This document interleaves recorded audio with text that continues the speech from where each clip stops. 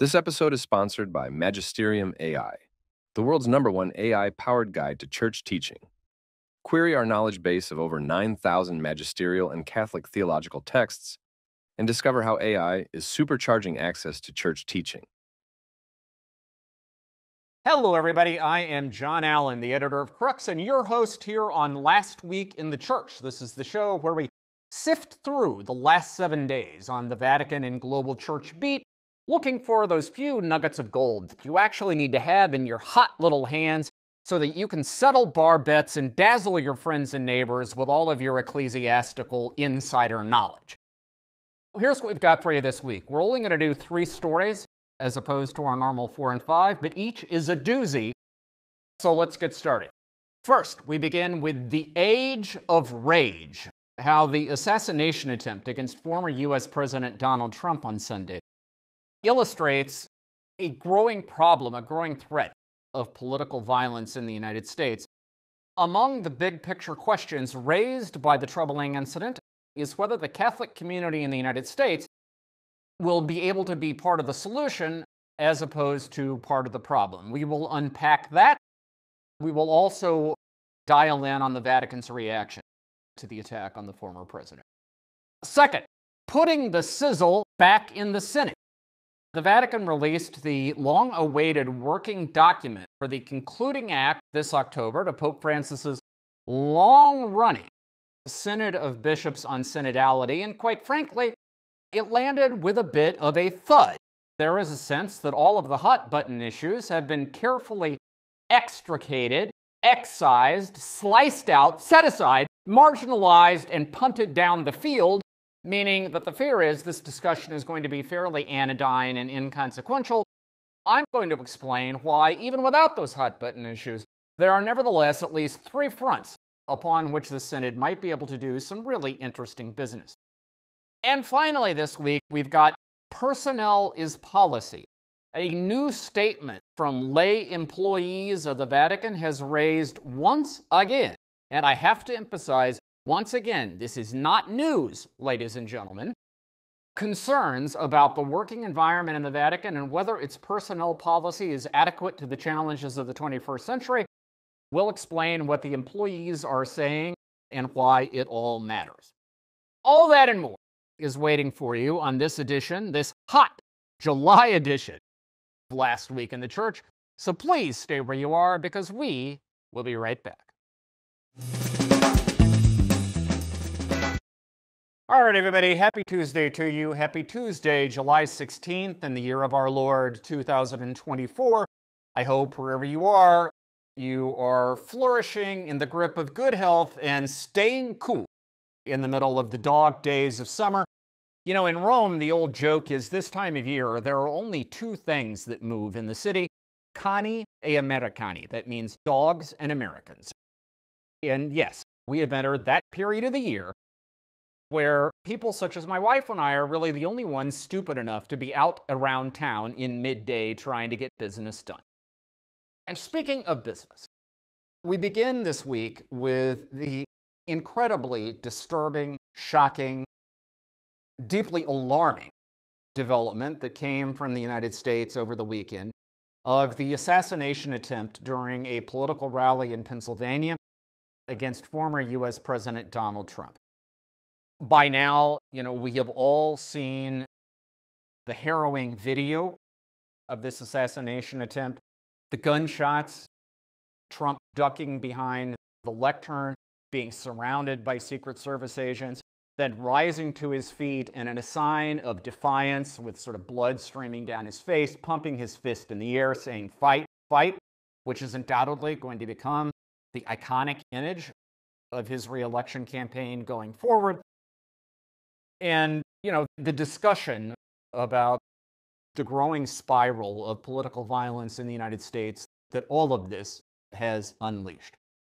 At this point, we know that in addition to Trump, one other victim, a bystander during the rally, succumbed to wounds sustained during the attack and has died. We know the gunman himself was shot to death during the incident. We know that others were taken to the hospital in serious condition.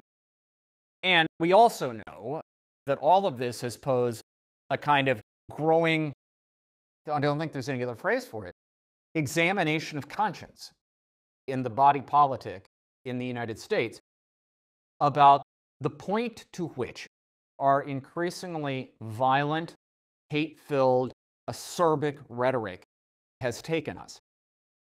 And the question is, where do we go from here? Now, we begin with Catholic reaction to all of this in the immediate wake of the shooting. Archbishop Timothy Broglio, who is the head of the Archdiocese of Military Services in the United States and also the elected president of the United States Conference of Catholic Bishops, put out a statement condemning political violence, saying political violence is never a solution to political disagreements, obviously expressing prayer for the former president and for the other victims of the incident, and praying for peace in the country. That statement was issued on behalf of all the Catholic bishops in the United States. Individually, many other bishops added their voices to this chorus. This includes the two bishops, of course, in the state of Pennsylvania where the attack occurred. Many other bishops across the country, Cardinal Sean O'Malley of Boston, Cardinal Robert McElroy of San Diego, Bishop Robert Barron, Winona Rochester, one of the country's best-known bishops, of course, is the founder of the Word on Fire Ministry, which is a major supporter of Crux. All of these prelates more or less echoed Broglio in condemning political violence, raising prayers to heaven for peace, urging that reason might prevail. Now, after the U.S. bishops, most of these bishops weighed in almost in real time. That is, right as news of the assault was breaking. Now, this news, of course, broke late Saturday in the United States, and so, therefore, there was an expectation that at noontime on Sunday, here in Rome, when the Pope delivers his traditional noontime Angelus address, that Pope Francis himself might weigh in, essentially reiterating the condemnation of political violence and expressing prayers for peace and so on, and sympathy for the victims. In fact, the Angelus came and went without the Pope saying anything, which raised some eyebrows, I would say, on the Roman scene. There was then a thought that perhaps the Vatican would do what it often does in cases of tragedies or natural disasters, that is, it would release a telegram to the president of the local bishops' conference, signed by Italian Cardinal Pietro Parolin, the Vatican Secretary of State, in the name of the Holy Father, that is, in the name of Pope Francis, saying, the Pope has received with sorrow the news of X, Y, or Z, and expresses his prayers, and so on. That didn't happen either. Instead, what happened is that reporters, first and foremost, including my enterprising wife, Elise Allen, who is our rock star Vatican correspondent, immediately called the Vatican spokesperson saying, hey, are we going to get something? And in short order, she was sent a statement on behalf of the Vatican press office. Same statement was then released to other journalists who made similar requests. Finally, one of those journalists posted it to a WhatsApp thread that journalists who cover the Vatican operate kind of independently. So the Vatican actually never released a statement formally in the sense of sending it out under its own steam.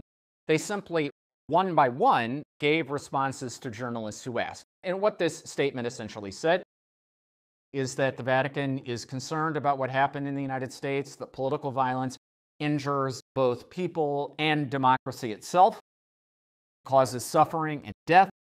They joined the bishops of the United States in praying for peace and said their hope is that the logic of those who are violent will never prevail.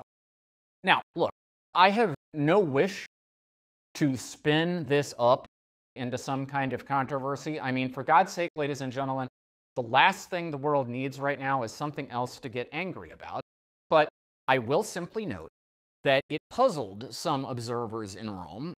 The Vatican appeared to be downplaying this statement. That is, rather than having the Pope say it himself during the Angelus, rather than having the Cardinal Secretary of State saying it, rather than having the Vatican release its own statement, they simply, in a kind of one-off, quiet fashion, released a comment to journalists who requested it. Now, some observers were tempted to see in that a kind of, if you like, diss to the former U.S. president, a reflection of the fact that relations between former President Trump and the Vatican under Pope Francis have not always been, entirely warm and fuzzy.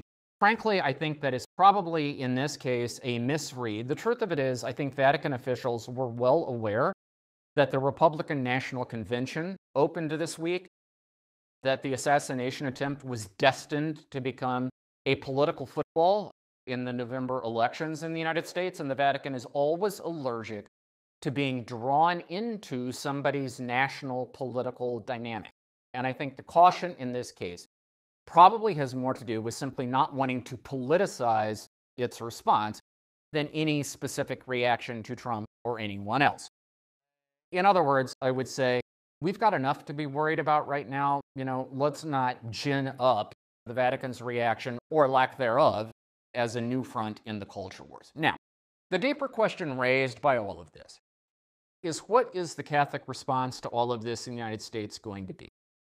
Because Catholics in the United States are somewhere between 20 and 25% of the national population.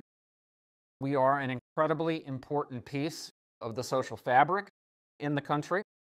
And Catholics are also called to feel a sense of responsibility for the societies in which they live.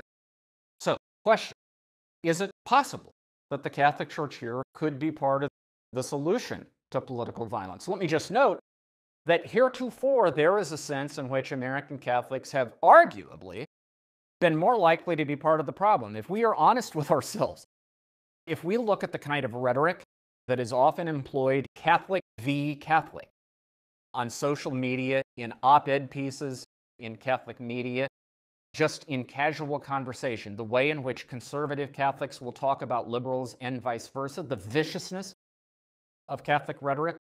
I mean, perhaps we haven't been guilty of actual physical violence. Have we been guilty of rhetorical and verbal violence to one another? I think if we're being honest, we would have to admit the answer to that question is yes. The question is, can we change all that? Can we summon the nerve and the imagination? Let me just point out that this week is not merely the opening of the Republican National Convention in Wisconsin. It is also, beginning on Wednesday, the opening of the U.S. Bishops' long-awaited National Eucharistic Congress, which runs from Wednesday through next Sunday in Indianapolis. The Eucharist is supposed to be our supreme sacrament of unity. I mean, for God's sake, people, we call it the sacrament of communion. And it is a reminder that the Catholic Church does have a genetic genius for reconciling unity and diversity around the common table of the Lord. That has been our vocation, in a sense, for more than 2,000 years. I would also point out that sociologically, the Catholic Church is the lone major religious community in the United States that includes significant chunks of both major political factions in its fold. I mean, run the numbers. Mainline Protestants, white mainline Protestants, Jews, African American Christians in the United States tend to skew Democrat. White evangelicals and Pentecostals tend to skew Republican. Catholics, on the other hand, are split right down the middle. In other words, we have both camps in our fold. We have a unique opportunity to be a bridge across the divides that currently lacerate American culture. I would hope that this Eucharistic Congress this week will be an occasion for the Catholic community in the United States, both from the top down and the bottom up, to reflect on how we can summon those resources in a creative response to the crisis that is currently unfolding. In fact, I would go stronger than that. Not merely the crisis, the cancer that is currently eating away at the American soul. The hope here would be that the American Catholic community can be an antidote to that cancer. All right, second up this week, the Synod and its sizzle. So as I mentioned at the top of the show, this week the Vatican released the working document, technically known as the Instrumentum Laboris, for the upcoming final act in October of Pope Francis's Synod of Bishops on Synodality. This has been underway since 2021, and this gathering in October is meant to be its swan song, once again bringing together roughly 300 bishops, clergy, religious, laity, various stakeholders in the church from all around the world to talk about how to make the Catholic Church more synodal, meaning sort of participatory and theologic. Now, to be honest with you, this working document was treated in most media coverage as a bit of a letdown because on the hot button issues that most of us thought this synodal process would feature, matters such as ordaining women to the diaconate, pastoral outreach to the LGBTQ plus community, including the question of blessing same-sex unions, married priests, and on, the working document basically steers clear. That is, it doesn't mention them at all. And during a press conference to present the working document, it was suggested that those issues are going to be assigned to working groups within the Vatican's dicastery for the doctrine of the faith rather than dealt with at the Synod itself, raising the question in some people's minds, okay, what was the point? Why are we even doing this still? Well, look, I don't want to dismiss the disappointment that the Instrumentum Laboris may have created, but I do want to suggest that it nevertheless lays the groundwork for three very interesting conversations, should the Synod decide to take them up. One is a question of authority. One of the issues in this that runs through this document is calls for what the Pope himself has described as a healthy decentralization in Catholic life, that is, shifting authority from the top to the bottom. And the final section of the Instrumentum Laboris actually calls for a re-examination of papal authority itself. That is, in a sense, kind of downsizing the papacy, reinserting the papacy among the bishops, and playing up this idea of a kind of interaction among three different levels in the church. One is synodality, meaning hearing all voices. Another is collegiality, meaning collective action on behalf of all the world's bishops.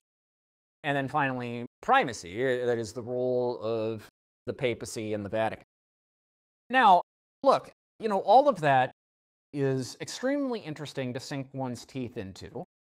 And no doubt, there are some real positive reforms that could be envisioned, but I would simply remind you that as a historical matter, much dramatic change in Catholicism did not come from the bottom up. It actually came from the top down. I mean, we got the Second Vatican Council in the 1960s, I would remind you, not because there was some kind of democratic push for it, but because an individual pope, John the 23rd, felt an inspiration and decided to act upon it against, by the way, the counsel of many of his own advisors in the Vatican. I would also remind you that this whole synodal process didn't come about because there was a democratic clamor for it. Frankly, this idea had never occurred to anybody before Pope Francis got out of bed one morning and said, hey, you know what we need?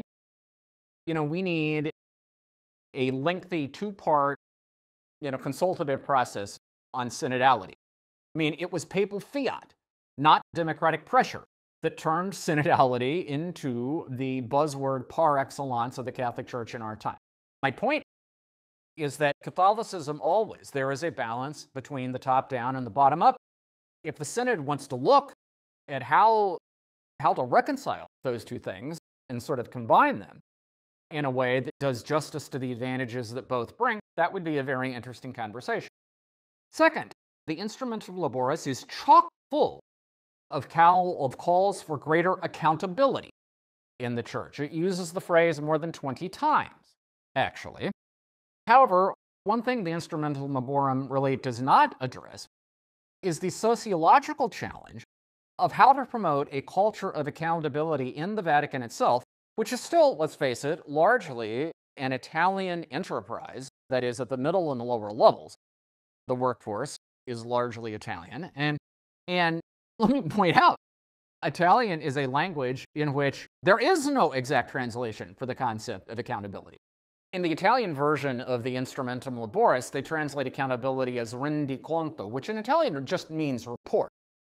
Like at the end of the year, your annual financial statement would be called a rendiconto, but it doesn't include the idea that there would be consequences for poor performance or malfeasance or corruption, right? That's a completely separate conversation. And so another thing this Synod could take up is the sociological question of how to foster accountability in a culture which historically really has not been particularly receptive to it. And by the way, there's also an ecclesiological and theological dimension to this conversation, because traditionally in Catholicism, accountability doesn't run down, that is, to the people on whose behalf you're making decisions. Accountability runs up That is, it runs ultimately to the apostolic tradition and to God as the author of that apostolic tradition. Historically, bishops and other managers in the church have been regarded as accountable not in the first instance to the people they lead, although there has always been that sense, but in the first instance, they've been considered accountable to the God they serve. How do you put together those two dimensions of accountability in a kind of creative synthesis? That would be a very interesting conversation too. And finally, there's the question of how to promote reform without it shading off into revolution. And this is a very real question posed, of course, by the uber-controversial synodal way in the Catholic Church in Germany, where over matters such as authority in the church, there still is the real and present danger that things could spin out of control and that the church in Germany could follow a path that takes it progressively further out of communion, that is, out of harmony with the indications being given by the Pope and his team in the Vatican. In some ways, it is reminiscent of a situation that unfolded in the 18th century in 1786 at the Congress of Ems, when 4 German-speaking archbishops, which were Mainz, Trier, Cologne, and Salzburg, essentially declared themselves independent of Rome and, among other things, demanded that papal nuncios, that is, ambassadors, be recalled from their territory because they said, we don't want the long arm of papal law sticking its nose in our business. And this rebellion went on for a couple of decades under Pope Pius VI, until the rise of Napoleon reminded the bishops that, well, maybe having a sovereign pope with his own diplomatic corps that can galvanize international support for us, maybe that's not the worst thing in the world. And so a kind of new balance was achieved. We seem to be at another moment in which a balance between, what von Balthasar famously called the anti-Roman affect in the German church, the legitimate desire for diversity and autonomy. How to reconcile that with the advantages created by a strong central authority, that also has to be worked out. It's another question that the Synod could take up. In other words, even without the hot-button issues, there could still be sizzle on this steak, ladies and gentlemen, if the Synod knows how to cook it properly. All right, and then finally this week, we've got personnel is policy. So it is no secret to anybody who has been paying attention that the Vatican has a chronic personnel problem. Well, let me just tell one story to illustrate this. So a few years ago, I got to know a couple of guys here in Rome, one a priest, one a layman, both who had backgrounds in business, both who were studying at pontifical universities, and getting to know a lot of people who worked in the Vatican at various levels and from various cultural and linguistic backgrounds. And they noticed the one thing most of these Vatican employees had in common is that they were deeply unhappy. What they said is they liked their jobs, they liked the work they did, but their workplaces were dismal. They were saying, look, our superiors don't care about us. There's no incentive for creativity, for innovation, for collaboration, for superior performance. In fact, sticking your head up is actively discouraged, and you're likely to get, slapped around the head and shoulders if you step out of line. There's no chance for professional development. We are underpaid, overworked, oppressed, and ignored. And listen, by the way, that wasn't just the impression of these two guys I was talking to. There was an association of lay employees in the Vatican that in 2022 did a survey of Vatican employees, 250 of them, the average of whom had spent more than 10 years working in the Vatican, all of whom said exactly the same thing. So these two guys I know came up with a cutting-edge professional development system for Vatican employees, which they offered to Vatican departments for free. And they did some pilot projects along these lines, held training sessions outside of Rome, which began with a kind of evening reception. It was actually a kind of little jazz concert and cocktail, a very lovely thing. Most Vatican employees said, I've been working here 30 years. This is the first time anybody has ever done anything nice for me. And how sad is that, by the way? But I heard that over and over again. And at the end of the day, what happened? Well, the participants gave these things rave reviews. The system was indifferent and allowed it to die in the vine. And that, in miniature, ladies and gentlemen, is the problem. And the fact that that wasn't just the experience of this project, but that it's chronic and persistent, is illustrated by the fact that a couple of weeks ago, as we talked about in this show, Pope Francis went to Trieste on the border with Slovenia for the Italian Catholic Social Week. He praised democracy and dialogue.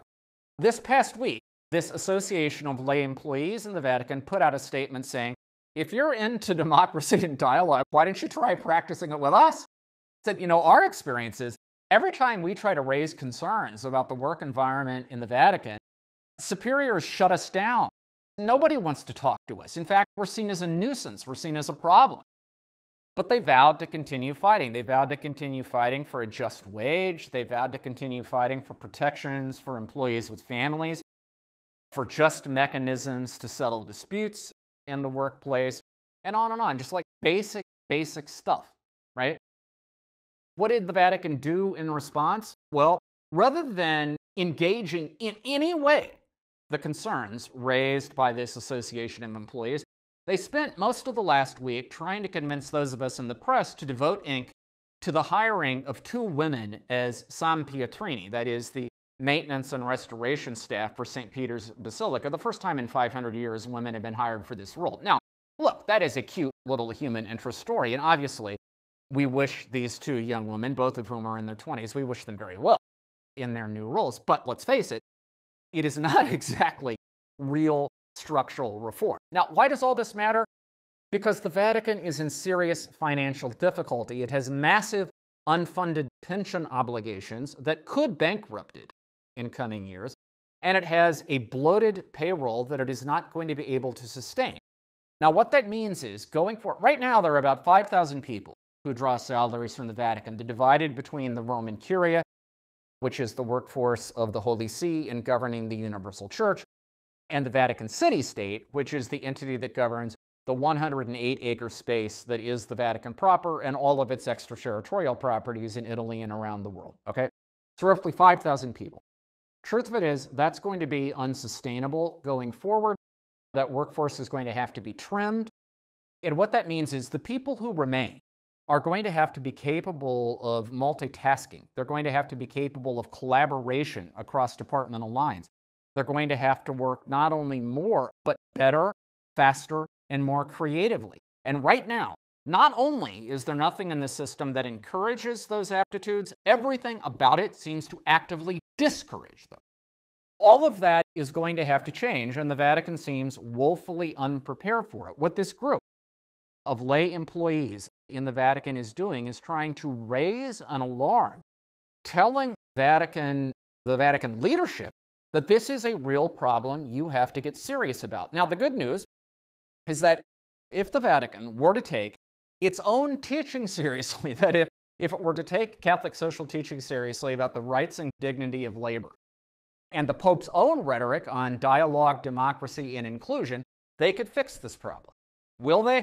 Well, look, the statue of St. Peter in St. Peter's Square very famously shows him holding a scroll in one hand with his finger pointed to the ground, and holding the keys in his other hand with his finger pointing out to the world. And what Wags have always said is, what that means is, this is where laws are made, and that is where they're applied.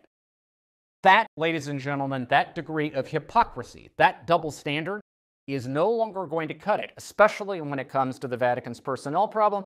If this synod wants a real issue to deal with, that could be on the docket too. All right, that is our show for this week. You'll find full coverage of all these stories on the Crux site. That is cruxnow.com. Thank you for tuning in.